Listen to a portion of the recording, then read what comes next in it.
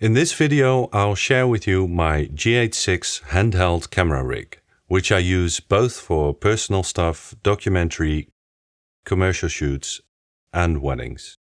I'll break it down and show you why I use what I use, and also how you can get steady looking shots. Let's talk about it.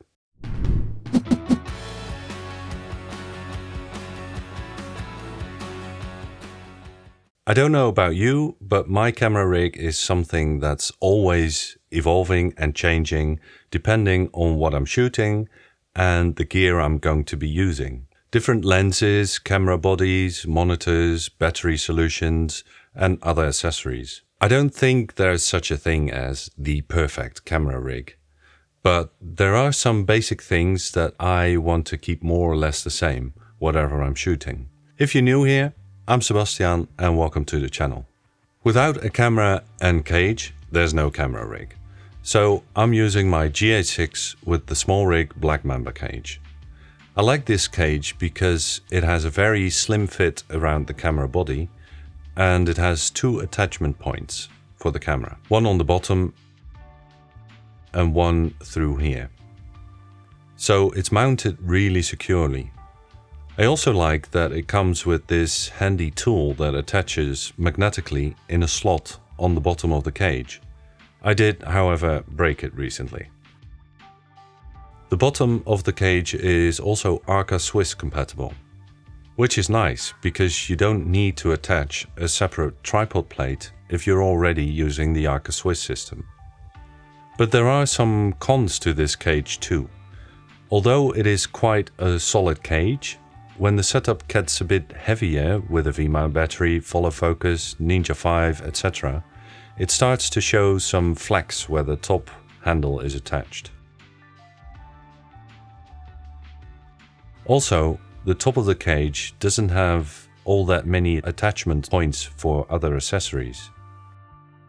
The base of the rig is made up out of two 15mm rods held together by a Niceyrig base plate. On top of the base plate, I mounted a Andoer Arca Swiss quick release because I wanted to be able to quickly break down the rig or swap the GH6 for my G9, for example. Underneath the base plate, I mounted a long Arca Swiss plate.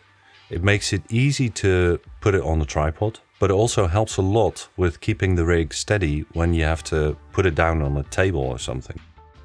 I also have a lens support that I use with the DZO film lenses, and I have an Andoer follow focus wheel on the left side. Sometimes I will use my Moza wireless follow focus on this rig. However, I can't recommend either the Andoer follow focus wheel or the Moza wireless follow focus. The Andoer follow focus has too much resistance and it has a little bit of play in it. With the Moza wireless follow focus, pairing the remote to the motor is really unreliable, and when it does work, it has lag and is sometimes not very responsive when you try to make small adjustments. Both of these items are on my list of things I want to upgrade. In fact, while making this video, I upgraded to the SmallRig Mini follow focus, and I'm very happy with it. I use a SmallRig Top Handle with a cold shoe mount. I like this top handle because of the grip it has, the locking thing on the cold shoe mount on the front, and the flexibility to mount other things to it. And it comes with a built-in Allen key, which is very handy. The reason I use a top handle with a cold shoe mount, as opposed to one with, for example, a NATO mount or a screw with locking pins, is because I wanted to have the possibility to use the top handle with just the camera's hot shoe. To be honest, I ended up not using it that way very often. But I still prefer the cold shoe mount because of the flexibility. For example, my SmallRig monitor mount for my Atomos Ninja V also has a cold shoe mount. I can attach it to my top handle or mount it straight onto my cage or on top of the camera. I'm really happy with this particular monitor mount, and it is very solid but compact.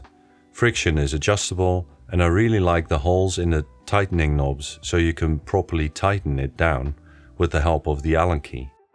The cable that goes to the Ninja V is a short, thin, non-coiled HDMI cable that's very affordable and works really well with the GH6 in all frame rates and resolutions. However, it doesn't work with the G9, as I explain in this video. On the back of the rig I have my power source mounted with a quick release plate. It's an FXLion Nano One V-mount battery, and it's mounted in such a way that it also functions as a second support when placing the rig on something like a table. With this battery I power my Ninja V with a D-tap to DC barrel cable, and I power the GH6 through USB-C, unless I'm recording to an SSD drive. Then I either use a dummy battery for the GH6 powered by USB-C, or I use the GH6's batteries. To be honest, this FXLion Nano One is not really enough for longer shoots. I get about an hour and 40 minutes of continuous recording on the GH6 in 4K 25p all-I, and simultaneously recording to the Ninja V before the Nano One runs out. It's decent, but I'd like to have some more runtime. Both the Ninja V and the GH6 are quite power-hungry devices, so I'd like to get a few Nano 2s that have almost double the capacity. For protection of the HDMI and USB-C cable, I use the cable clamp, well, it isn't really a clamp, but cable protector that came with my GH6. It works fine. I generally use 3 lenses with this setup. The Panasonic Leica 12-60, f2.8 to f4, the DZO film 10-24 t2.9 and the DZO film 20-70 t2.9. These last 2 lenses I use the most. They are exactly the same size, weight, have the same t-stop, and all the gear rings are in the same place. That means that I don't have to adjust anything when I want to swap them. Whichever lens I'm using, I will have the SmallRig mini matte box mounted on the lens as well. I use this for protection of the lens and against flaring. With this rig, I use my Sennheiser MKE600 as my on-camera microphone. The shop mount this microphone comes with is attached to a SmallRig arm that's screwed into the left side of the cage. This microphone comes with an XLR to 3.5mm jack cable, which I can plug straight into the GH6. With the mic mounted this way, I haven't had any problems with handling noises or fan noises being picked up by the microphone. I will usually have a pair of headphones on when I'm filming, plugged into the headphone port of the GH6 with a coiled cable. Now, I'm generally not a big fan of coiled cables, but for this use case, I am. Firstly, the coiled cables make sure that there is hardly any risk of putting stress on the headphone port of the camera when the cable gets pulled. Secondly, a non-coiled cable gets tangled up on all sorts of things, and in my experience, a coiled cable doesn't. Or less.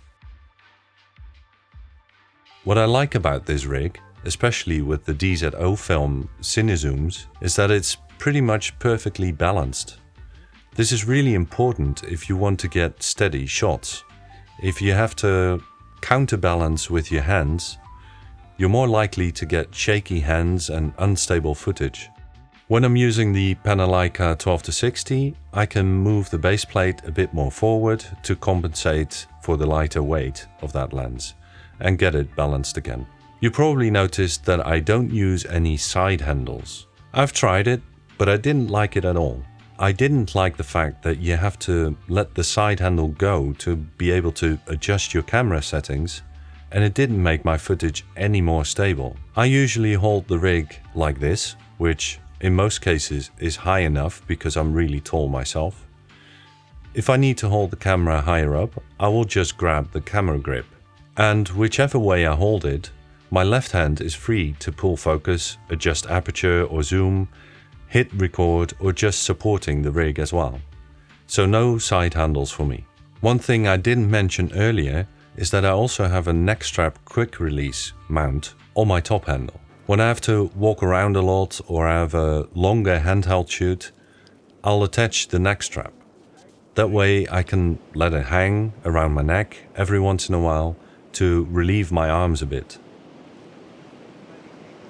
Of course, there are things that I would like to improve. One of which is definitely my Moza wireless follow focus. I'm not sure what to get, but I do want to upgrade at some point. I'd also like to have a lens support that's easier to adjust than this one. I do also have a SmallRig lens support, but that one sticks out too much on the bottom of the rig, and I use that for my shoulder rig where it doesn't matter so much. Another thing I want to upgrade is, like I said before, the power solution. The FXLion Nano One just doesn't have the capacity to power both the GH6 and the Ninja V for longer periods of time. I also want to find a good way to mount an SSD drive to the rig. So far I've been mounting it with some Velcro.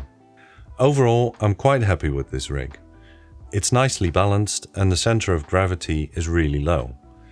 It's a bit heavy, but for stability, that's actually a good thing.